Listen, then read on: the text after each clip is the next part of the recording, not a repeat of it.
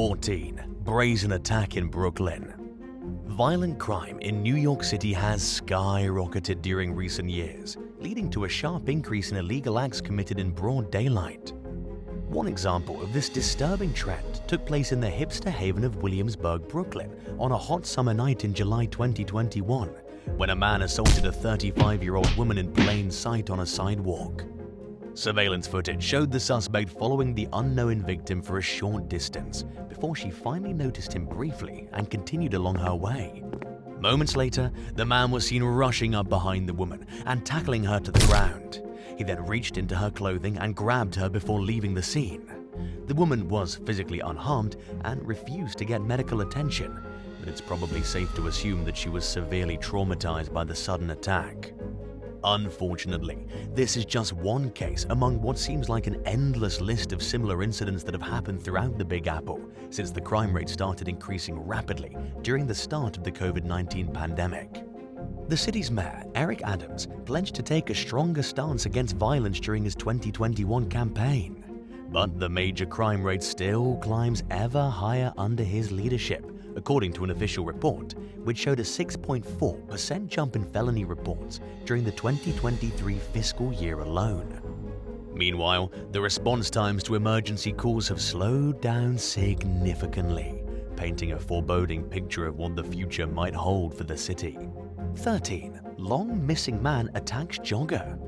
In May 2023, during what started off as a normal morning jog in Tampa, Florida's Hyde Park neighborhood, a woman named Taylor was approached by a frantic driver. The woman behind the wheel leaned down her window and pointed behind Taylor, warning her to run. A large man was charging at her from behind, so she wasted no time taking the driver's advice. Unfortunately, Taylor was unable to get away, so she started yelling out for help as loudly as possible as the man took hold of her by the ponytail. During a later interview with local news station WFLA, Taylor described how the attacker laughed as he threw her down to the ground and punched her multiple times. Attorney Charles McKeon and his son witnessed what was happening that day and quickly sprang into action. As he approached, McKeon pointed his gun at the man and ordered him to stop the attack. The suspect ignored the order and hit McKeon in the back of the head, causing him to fall to the sidewalk. McKeon's son then intervened, and the attacker ran away on foot. Taylor suffered a minor concussion and a broken nose. She was also left with visible bruises on her face, but the outcome could have been much worse considering what happened.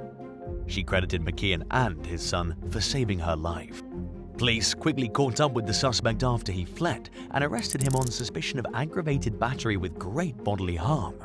According to a public arrest report, he gave the name Ezja Beelzebub Nodopa and was carrying IDs from both Mexico and California. In a shocking twist, the man was later identified as a Canadian national named Michael Samdas, who disappeared almost 4 years earlier. Samdas vanished from his mum's home in Hamilton, Ontario back in September 2019, leaving behind his car, cell phone, and laptop. The 44-year-old's family had been searching for him ever since, with no idea where he might have gone. Friends and relatives told the Tampa Bay Times that Samdas worked in real estate before his sudden disappearance and led a normal, comfortable life.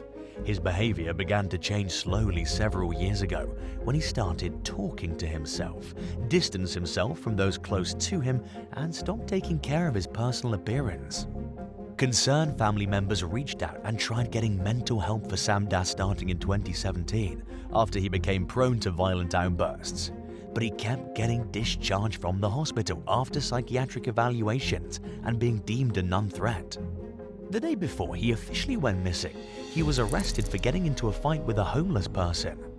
Michael's family searched tirelessly for him, but they turned up no trace of his whereabouts until his arrest in Florida was made, when a missing persons organization finally identified him using cutting-edge facial recognition software. He was even featured on the hit Paramount Plus series Never Seen Again.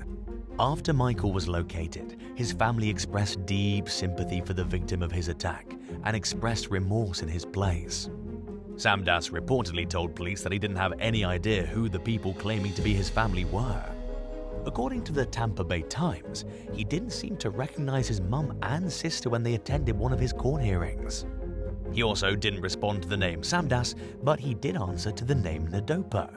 The troubled offender was deemed incompetent to stand trial and committed to a state mental hospital. It's possible that he could stand trial for his charges if he's deemed competent at a later date. 12. Pregnant mum attacked in Perth.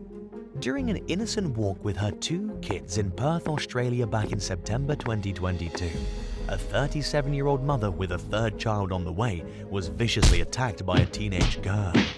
Disturbing footage of the assault showed the woman pushing a stroller down a sidewalk minding her own business during the early afternoon as the suspect ran up from behind and grabbed her by the hair. The victim clung to the stroller desperately. She fell on her stomach, pulling the stroller down to the ground in the process. According to police officers, the mother suffered several cuts and abrasions from being dragged along the pavement by the assailant.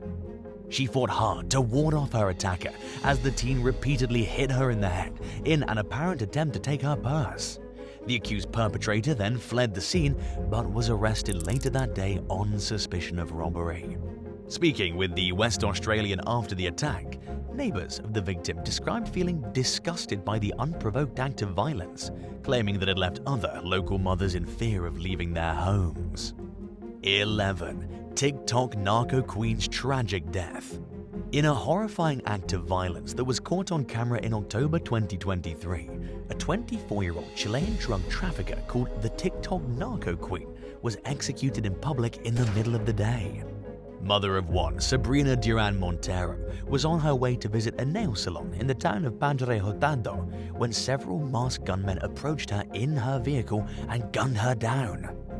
Disturbing footage of the attack showed the young woman lying face down on the pavement and struggling to get up when one of the assailants approached her once again and fired multiple gunshots. She was struck by 7 bullets and died later that day. The suspects immediately fled the scene in Montero's car, which was later found on fire in a nearby town. There have been no arrests or breakthroughs in the case, and the reason behind the killing is still unclear, although police have speculated that the murder was carried out to settle a drug-related dispute. Duran Montero became TikTok famous back in 2021 for her videos promoting beauty products. She was arrested for drug crimes a year later and was sentenced to 3 years in prison. The convicted narco documented what her life behind bars was like on social media using a contraband cell phone, enabling her to maintain a sizable following throughout her incarceration. Less than a month before she was killed, Sabrina had been released to finish the remainder of her sentence in home confinement. According to the most recent updates on the case, the murder is still under investigation. 10. The murder of Mark Hauschnecht. A 65-year-old renowned cardiologist named Mark Hauschnecht was riding his bike to work in Houston, Texas, one hot summer morning in 2018, when another cyclist suddenly started gaining on him. The mystery rider then followed Hauschnecht for several blocks before finally speeding ahead of him near a busy intersection, turning around and firing 3 shots straight into his head and torso. Hauschnecht collapsed instantly as nearby paramedics rushed over and performed CPR. Despite their best efforts, the man died from his injuries.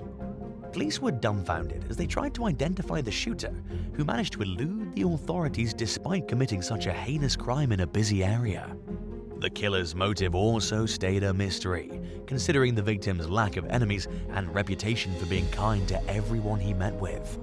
A week after the shooting, police identified 62-year-old retired cop Joseph James Pappas II, the son of a woman who passed away on the operating table 20 years earlier under Hauschnecht's care.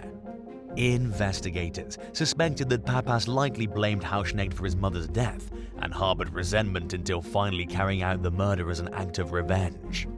During an interview with local news station KHOU, a former friend of Pappas described the suspect as an expert marksman with a large gun stash. In hindsight, the friend remembered a chilling comment Pappas made about having a hit list, which at the time he'd taken as a joke. Back then, Pappas was still at large, leaving the former friend worried that he was on the lookout for his next victim. Inside the suspect's home, police uncovered extensive intelligence files on Hauschnecht and a list containing dozens of names, including those of his colleagues, deepening the already existing fears that others could be in danger. 2 days after Papas was publicly named as a murder suspect, a park employee mistook him for a thief and approached him. Papas left behind a wallet holding his ID, and police were quickly called to the scene. He ignored a responding officer's orders to show his hands and kept one of them behind his back. The officer called for backup during the tense confrontation, but Papas subsequently lost his life, bringing long-awaited relief to the terrified city. 9. The murder of Ali Bauer. A 31-year-old registered nurse named Ali Bauer was an avid runner who jogged about 10 miles each day. She was shot dead during one of her regular running sessions in Rose Township, Michigan, on what started off as a normal Saturday afternoon in July 2016. According to investigators, someone fired 5 shots at the young woman about a mile and a half from her parents' house where she was living.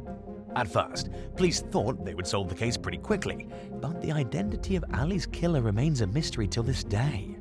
Her former boyfriend fell under suspicion pretty early on, but maintained his innocence, and there was no reason to continue focusing on him after looking into his possible involvement and clearing his name. Over the years, at least a dozen detectives have tackled the case, while a large number of tips went unsorted and unaddressed. It wasn't until 2022 that the tips were eventually passed along to a group of graduate students for sorting, hopefully with plans to follow up on the information. The disorganization and lack of attention to Ali's case has left her family feeling extremely frustrated, to say the least. They were also upset to learn that there was allegedly a delay in giving Ali medical care, since paramedics had to wait for police to arrive at the scene before they could do anything.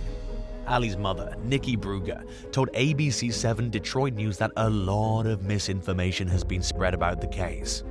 She clarified that her daughter was shot 5 times at close range and that Ali didn't know the killer, even though the police speculate otherwise. During an interview with the news in 2021, Nikki said that the police claimed that Nikki probably knew her killer as a way to calm the panicked community. In 2023, 7 investigators revealed that several suspects had taken polygraphs with inconclusive results and that multiple search warrants had been sent out. Despite these efforts, answers still seem distant. As the 7-year anniversary of Ali's death approached, the Bruggers called on the state's attorney general to conduct an independent review of the case. Around the same time, a Michigan State Police spokesperson announced that progress was finally being made and appealed to the public for more information that could possibly help. For now, theories are everywhere, with some believing that Ali's murder was a random act of violence, while others have suggested that she was shot during a failed kidnapping attempt. There are also people who think it's possible that Ali knew her killer even though her parents say otherwise. We can only hope that the truth will one day come out. 8. Mexico's violence against journalists. 5 journalists were shot in Mexico on November 28, 2023. The violence erupted outside a military barracks in the city of Chilpancingo, where 4 news photographers were returning from the scene of a homicide they'd just finished covering. According to Reporters Without Borders, someone then opened fire on the car they were traveling in. They reportedly survived with none life-threatening injuries, but prosecutors think it was a case of attempted murder. The first 4 shootings happened in the state of Guerrero, where an estimated dozen gangs and cartels have their headquarters. Much of the violence that takes place in Guerrero is the result of ongoing turf wars between the rival criminal groups. Later that day, in the neighboring state of Michoacan, a news reporter named Maynor Ramon Ramirez Arroyo was shot multiple times outside a shop he owns in the city of Apatzingan. It was his second time getting shot after surviving a bullet wound to the head in 2016. The shootings marked probably the worst mass attack on journalists in Mexico in over a decade. Just a few days earlier, 3 journalists were abducted by armed gunmen in 2 different raids. 2 of the victims, Silvia Arque and Alberto Sanchez, were kidnapped from the office of the Red Siete news platform in the city of Taxco. 3 days later, Espectador de Taxco editor Marco Antonio Toledo was abducted from his home with his wife and son by at least 5 armed intruders. All 3 journalists, along with Toledo's wife, were released after some days, but Toledo's son reportedly remains missing. Mexico is considered one of the most dangerous places in the world for reporters, outside of actual war zones. Over 150 journalists have been killed in the country since 2000, including 5 murders that happened throughout 2023. 2022 was the most violent year since 2000, with 13 reported deaths. 7. Senior couple's unsolved slaying. 67-year-old Walter Brown and his wife 63-year-old Grace Brown were spending time at home in Tulsa when someone barged through the front door in the middle of the day back in April 2006. The elderly pair were found tied up and beaten to death, leaving the community shaken as people tried to imagine who could possibly have wanted the couple dead. The Browns were extremely well liked by their neighbors. Speaking with the Oklahoman shortly after the homicide, their friend from across the street described the two as the best people in the world who were always there for those who needed help. Neighbor Laura Gutierrez told local news station KJRH that she last saw Walter outside mowing his lawn when she left for a doctor's appointment. She came back to find the home surrounded by police, with Walter's gardening tools still lying in the yard. Police initially didn't think anything had been taken from the home, but they didn't rule out robbery as a possible motive. Days after the murders, law enforcement announced that they were looking to talk with a woman who was allegedly in possession of Grace's casino card. They went out of their way to chase this lead, only to learn that it was a huge mix-up, leaving them back at square one after spending 3 days' worth of man-hours on the anonymous tip. Investigators followed up on other leads, only to hit one dead end after another. Within a year of the killings, they had performed DNA testing on at least a dozen people, carried out several search warrants, scoured cell phone records, and even traveled out of state to question people. In 2007, former Tulsa Police Sergeant Mike Huff told News on 6 that the Browns neighborhood had been declining in quality for some time, with a lot of bad people passing through. He theorized that one of these unsavory individuals targeted the Browns, but the police were fresh out of clues as to who it might be. Much to the frustration of law enforcement and the Browns family, the case remains unsolved to this day, and the motive for the murders is unclear. Tulsa detectives continue to ask anyone with information to contact the department or the city's Crime Stoppers hotline. 6. The mysterious murder of Chelsea Small.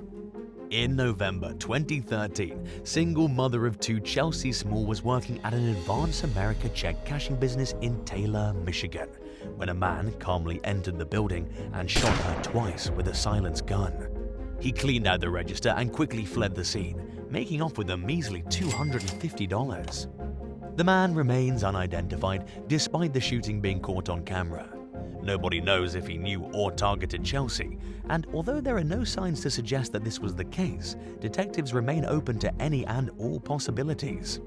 Some think that the killer was motivated by robbery and nothing more, while others believe that his reasons for the violent murder run deeper than that. Based on the way he handled the murder weapon, investigators think he may have had security or military training in his past. The suspect is described as being somewhere between 35 and 50 years old at the time of the shooting, with shoulder-length brown hair. He stood between 5 feet 10 inches and 6 feet tall, with a slight curve in his upper back, and was wearing work uniform-style clothing when committing the crime. As the 10th anniversary of Chelsea's murder steadily approached in 2023, the Taylor Police Department went to the media with the security footage and strongly requested that people watch it as part of their ongoing effort to identify the suspect. Along with Chelsea's family, they're hoping the clip reaches viewers across the country and that someone recognizes the gunman. As the search for answers continues, Crime Stoppers and Advance America are offering a combined $55,000 reward for information on the killer's arrest. 5. Rooftop Rampage. Bosnian immigrant Rasim Katanic made a decent life for himself in America as an HVAC contractor after escaping his war-torn home country during the 1990s. While working a routine job on the rooftop of a Chicago bakery in 2023, he was suddenly ambushed and stabbed to death with his own screwdriver. The suspect, later identified as 33-year-old Brandon Sanders, fled the scene with the murder weapon still in hand. Just a few hours later, Sanders had reportedly thrown a tantrum at a local bank while trying to open up an account. During the tirade, he allegedly called the FBI and tried reporting a mysterious plot to overthrow the government. Police were called to the scene, but he was gone by the time they got there. Sanders was still at large the next afternoon when he allegedly broke into an apartment after prying open a skylight with the screwdriver he used to kill Katanik. According to investigators, he shaved, changed into new clothes, and left his wallet, boots, and screwdriver behind. After leaving the apartment, Sanders walked to a nearby furniture store that he used to work at, where he reportedly acted very strangely. He eventually ended up in the nearby city of Evanston, where he asked a police officer to transport him to a hospital. A few weeks later, Sanders was charged with first-degree murder, forcible murder, burglary, and armed robbery. During his court appearance, police were busy searching his apartment, where they found the beaten remains of 18-year-old Iman Al-Sarraj in a freezer. Al-Sarraj had run away from home a year earlier. It's unclear how she met Sanders, who's not been formally charged for her murder. This is far from Sanders' first encounter with the law. In early 2023, he was accused of misdemeanor assault thanks to a violent outburst at a club, but the charges were quickly withdrawn. In 2019, Sanders was arrested on suspicion of human trafficking in Great Falls, Montana, after a motel employee spotted him sitting in the parking lot while a female guest entertained a few male visitors. The worker also watched a man leaving the room, using a nearby ATM and returning back to the room with cash. After initially refusing to speak to police, the woman identified herself as Sanders' wife. She said she was from Germany and wanted to go back to Europe, but that Sanders kept most of her money. The woman also alleged that it was Sanders' idea for her to work as a prostitute and that he introduced her to drugs. She was taken into protective custody while Sanders was booked on multiple charges, but the case was dropped after the victim went back to Germany. 3 years earlier, in 2016, Sanders admitted to hiding in the basement of his girlfriend's car and choking her while threatening her over text message.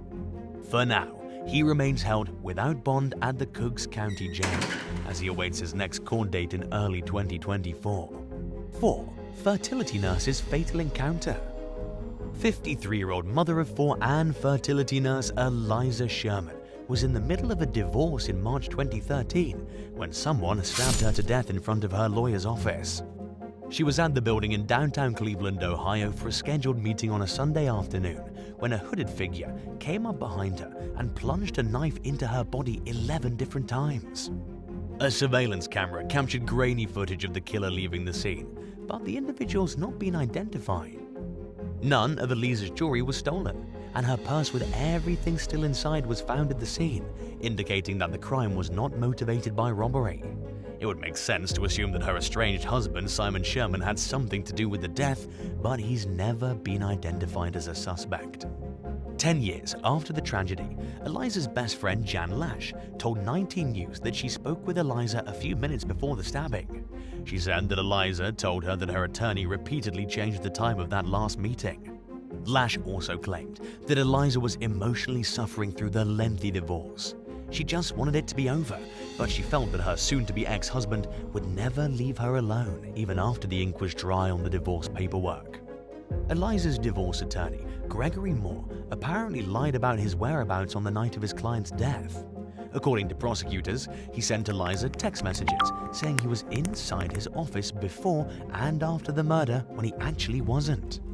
In 2016, Moore pleaded guilty to 1 felony count of inducing panic and a misdemeanor count of giving false information to investigators. His reasons for lying and whether he actually had any deeper involvement in the case is unclear. The case was later handed over to the Ohio Bureau of Criminal Investigation in 2021, and it remains under investigation. But the progress is slow going thanks to the sheer size of the caseload that the agency's detectives are facing. Despite this, detectives seem to be getting closer to solving the murder, according to BCI Special Agent Lindsay Mussel, who told 19 News that she's committed to all of the cold cases assigned to her. Simply put, Eliza's friends and family are hoping justice comes sooner rather than later, and law enforcement is working as fast as it can to deliver. 3.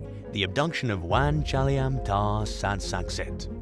In Thailand, insulting the monarchy is a severe crime that's punishable by up to 15 years of prison. A human rights activist named Juan Sansaksit was accused of the offense back in 2014 for his outspoken social media posts, which included a photo he snapped of the country's prime minister, which quickly became a viral meme. He fled the country afterwards and eventually ended up in the Cambodian capital of Phnom Penh, where he continued openly criticizing the Thai government as his online following steadily grew. Juan was talking to his sister on the phone and buying lunch from a food truck near his apartment building one afternoon in 2020 when an SUV suddenly rushed up. A group of armed men poured out of the car and ambushed the 37-year-old at gunpoint, forcing him into the SUV and yelling at bystanders to stay away as he screamed out for help. The vehicle then sped off, and Juan has not been seen or heard from since. Cambodian police initially denied that the abduction took place, dismissing the incident as fake news. Many believe that Juan was among the 9 or more critics of the Thai leadership who've fallen victim to forced disappearances in recent years. Several of these individuals were exiles that lived in neighboring Laos and Cambodia when they disappeared, and some were eventually discovered dead. Meanwhile, authorities in the countries they went missing from, along with the Thai government, claim to know nothing of their fate or where they are. Former Thai government spokesman Jacob Pankar, who's been living in exile since 2009, told the BBC News that he estimates the chances of Juan being alive are almost zero. There's no reason for the kidnappers to have kept him alive, especially since he was never held for ransom. The disturbing trend of forced disappearances has sparked outrest and protest among Thai activists, who've accused their leadership of being involved in the cases and have called on law enforcement in other countries to properly investigate. Many are even campaigning for the law banning criticism against Thailand's rulers to be removed. For now, these demands continue to fall on deaf ears, with Thai officials saying that it's not their place to stick their nose into things that happen outside the country, while the governments of Laos and Cambodia remain completely silent on the matter. 2. Postal workers on the clock murder. 33-year-old postal carrier Jason Schaefer was working his scheduled route in Longmont, Colorado, one afternoon in October 2021 when someone suddenly shot him dead. He was struck by multiple bullets while delivering mail in a residential community with a low crime rate, where things like this don't typically happen. Locals were surprised that someone wanted their friendly neighborhood mailman dead and gone. While nobody in the area where the murder took place was particularly close with Schaefer, they knew him as a nice and kind person. But the postmaster Jason was working under seemed to know who might be responsible and was quoted as saying, "Did the baby mama do it?" after arriving at the scene. According to authorities, Schaefer was entangled in a contentious child custody battle with his ex-girlfriend, 26-year-old Devon Schreiner. The suspect's car was seen in the area on surveillance footage at the time of the shooting, and witnesses reported seeing someone in a hoodie leaving the scene. Schreiner allegedly tried to create a fake alibi by telling police she was eating pizza rolls on her lunch break when Schaefer was murdered, and that she returned to work right after. But the story didn't go through, and Schreiner was arrested on suspicion of first-degree murder. In early 2023, a jury found her guilty of the charge, which carries an automatic life sentence without parole in the state of Colorado. At an age where many people's lives are just taking off, Schreiner's fate has been sealed, limiting her potential and success to things she can only accomplish from behind bars. And now for number 1. But if you want to hear more bizarre and crazy stories, stay tuned after the video for some more content. 1. The disappearance of Susie Lampl. In what's been described as Britain's largest ever missing persons case, a 25-year-old real estate agent named Susie Lampl disappeared in July 1986 after leaving her job in London for a midday appointment. She was scheduled to show an apartment for sale to a man named Mr. Kipper and was seen waiting outside the property not long before 1 o'clock in the afternoon. A short while later, witnesses saw Susie leaving the property with a man wearing a suit who was carrying a bottle of champagne with ribbons around it. A few people reported seeing the two arguing and getting into a vehicle together, and one pedestrian even said that Susie was driving so erratically that they had to move to avoid getting hit by the car. Later that night, Susie's white Ford Fiesta was discovered abandoned with the driver's side door left open. It was parked crooked and Susie's purse was still inside, but the car keys and the keys to the property she showed that day were gone. The driver's seat was pushed too far back for someone of Susie's height to even reach the gas pedal, indicating that someone else had been driving. A witness also reported seeing a man and a woman struggling in a dark BMW near where Susie's car was spotted. The woman was hitting the steering wheel in an attempt to attract attention to the situation. Susie's boss told police that a mystery man sent roses to her office shortly before she went missing, but this failed to help investigators. About a year after Susie disappeared, detectives started to suspect a serial attacker named John Cannon of being involved. Cannon had just gotten out of prison and had allegedly frequented a few of the same local bars that Susie was known to drink at in his quest to find a girlfriend. Around the same time Susie vanished, he told several people that he'd met a woman named Susu. According to police officers, Cannon was a known womanizer who owned a dark BMW, often wooed his targets with flowers, and was known to express an interest in buying property in the area. He eventually went on to attack several other women and to kill at least one victim. Cannon has never been officially charged in Susie's disappearance thanks to a lack of evidence, but he remains at the top of the suspect list to this day. Susie was declared legally dead in 1993. But her remains have never been discovered, despite over 800 unidentified bodies being DNA tested in the years since she vanished. 11. An ironic encounter. Police body cam footage from 2022 showed a pair of officers walking up to a man and a woman at a store in what looks to be Las Cruces, New Mexico. In a hushed tone, one of the officers asked the couple if they were taking off tags from clothing. The man denied that they were doing anything wrong and responded by handing the officers a pair of pants he was looking at as proof that he wasn't taking any tags off. As the man bent over to pick something off of his shoe at the officer's requests, the police saw something that concerned them, so they decided to physically restrain him. The young woman he was shopping with was also handcuffed as a result. Several pieces of suspected stolen merchandise were discovered in her pockets, and she was arrested for shoplifting. In an ironic twist, the woman told an officer that her first name was actually Honesty while she was being questioned. She didn't want to tell the officer her boyfriend's name and was surprised to find out that she could be charged for obstruction and held in jail for refusing to reveal the information. Although she eventually coughed up the man's name, the suspect was told that she could have simply worked with the police in the first place. If she had, she would have walked away with only a low-level citation. Instead, she faced a more serious charge and the possibility of being held at county lockup while waiting for her court hearing. 10. William Dicki and Tara Ufro. In 2021, William Dicki II, a 39-year-old Providence, Rhode Island police officer, and his wife, Tara Ufro, were accused of stealing merchandise from a Lowe's store location in Warwick. According to the authorities, the couple left with about $66 worth of insulation and an air conditioner worth $380. Surveillance cameras captured what seemed to show Dicki leaving the store without paying for the items. Both suspects turned themselves in after realizing they were wanted, and Dicki was suspended without pay while his case played out in court. They pleaded not guilty, but were ultimately convicted of the crime in early 2022. According to a court agreement, Dicki and Ufro agreed to pay fees connected to the theft instead of serving jail time. And as long as they stayed out of trouble for an entire year, the case would be dismissed. 9. Eva Pena. In September 2019, a 37-year-old NYPD sergeant named Eva Pena was taken into custody for allegedly stealing $360 worth of clothes from a Macy's in Yonkers, just north of the Bronx. A loss prevention worker stopped the cop, who was off duty at the time, as she left the store. According to an internal report, surveillance footage captured a guard pulling items out of the woman's purse. At the time, Pena was earning an annual salary of $107,000 for patrolling the New York City Housing Authority projects. She had recently posed for multiple photos in a skimpy outfit with then Police Commissioner James O'Neill for an event.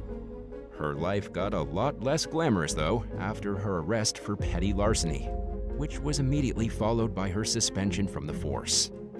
Pena accused the store's staff of targeting her simply because she's Dominican. She also accused an undercover security guard of attacking her in the dressing room and shouting that they hated the police. But as far as law enforcement was concerned, the surveillance footage spoke for itself. In the words of Assistant Deputy Commissioner of Trials Josh Kleinman, Pena seemed calm as a cucumber when she left the dressing room and kept shopping. He concluded that her claims against the store's employees were probably unlikely, implausible, and bizarre. Pena later filed a civil lawsuit claiming that she was followed by security guards while she shopped, but that nobody actually saw her commit a crime. In early 2023, the current police commissioner, Keechant Sewell, signed off on Pena's dismissal from the job. The court chaos seems to be ongoing.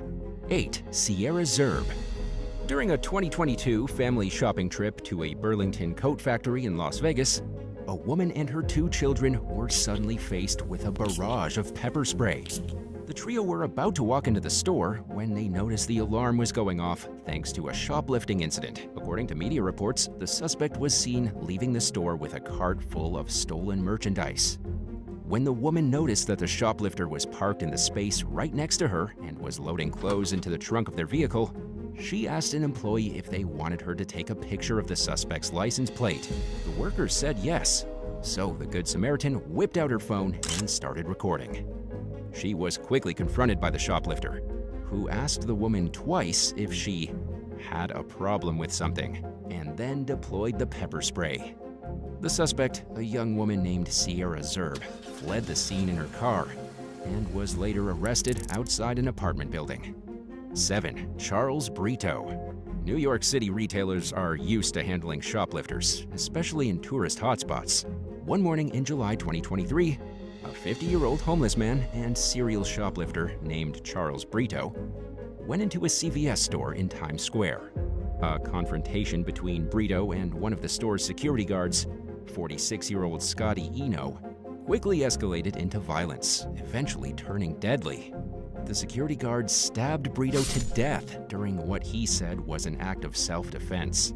According to Eno, Brito pummeled him in an unprovoked attack while trying to steal some creamer, giving the employee no choice but to use deadly force. Authorities still charged Eno with murder and criminal possession of a weapon. Tensions between Brito and Eno had been brewing for weeks before the crime, according to Eno's lawyer, who later claimed that Brito threatened to kill his client repeatedly.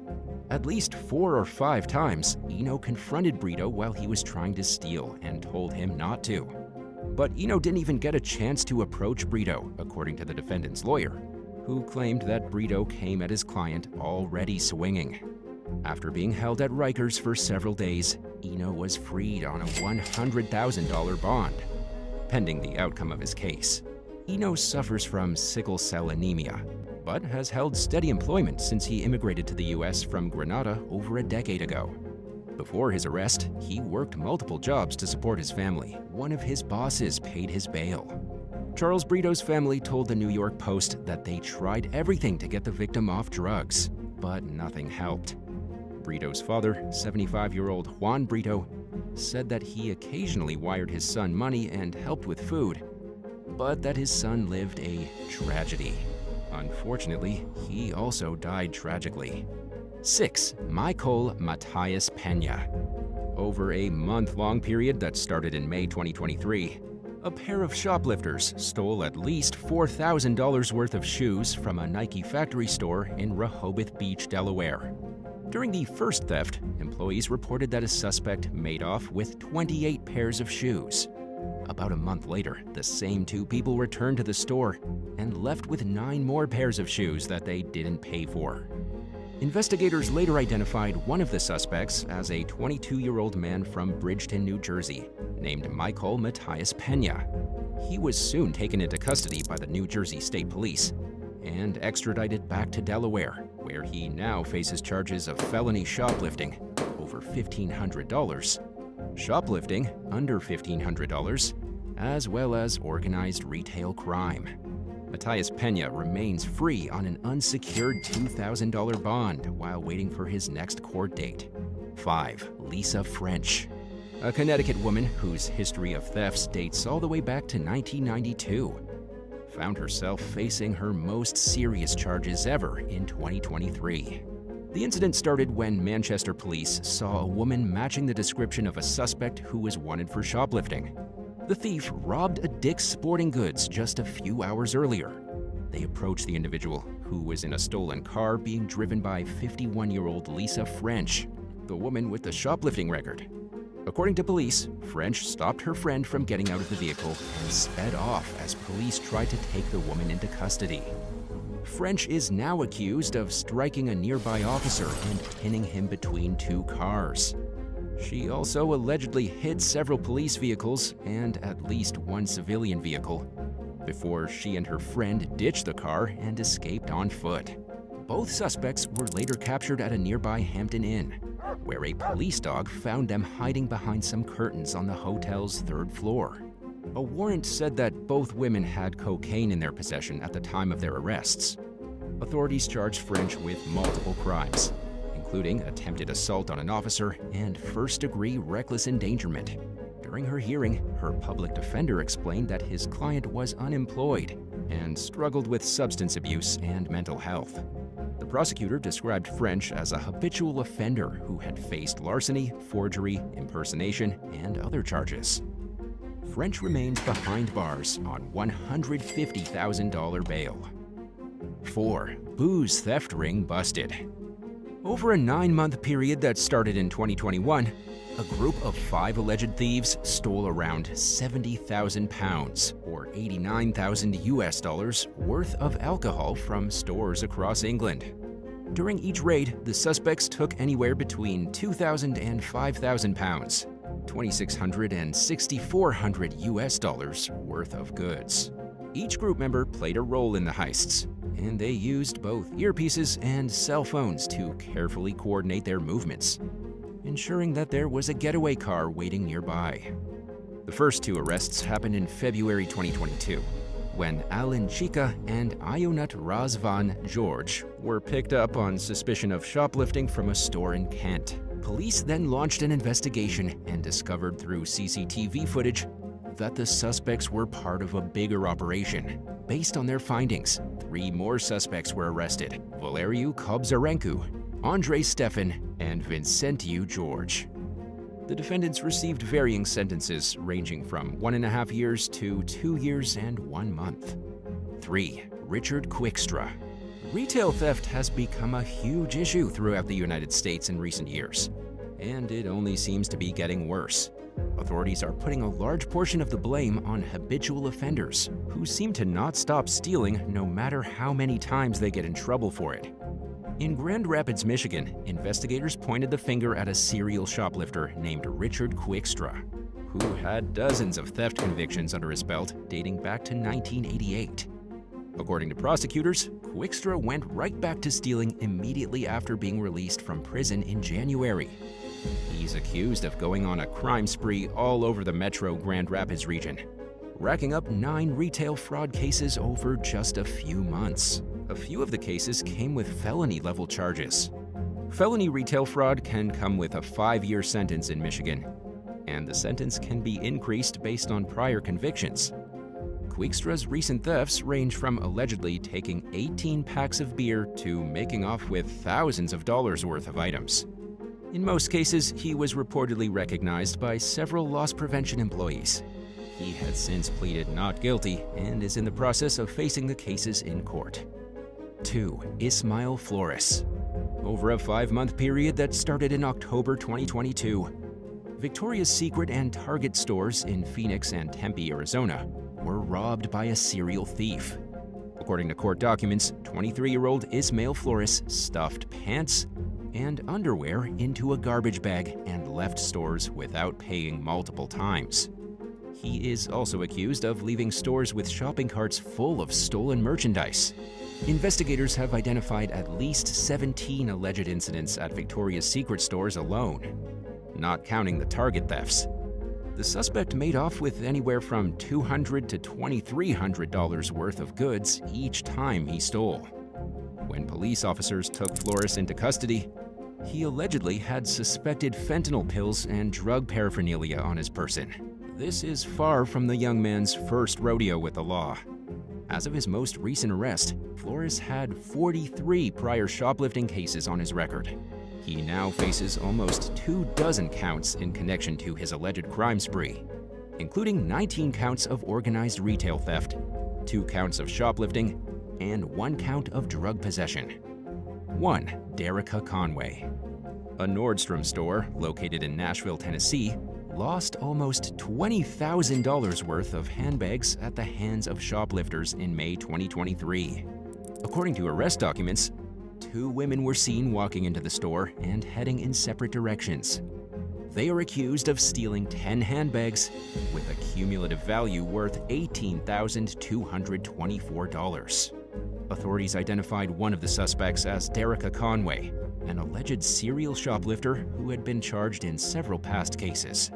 In 2015, she was accused of working with 2 other women to steal over $2,000 worth of goods from a JCPenney's.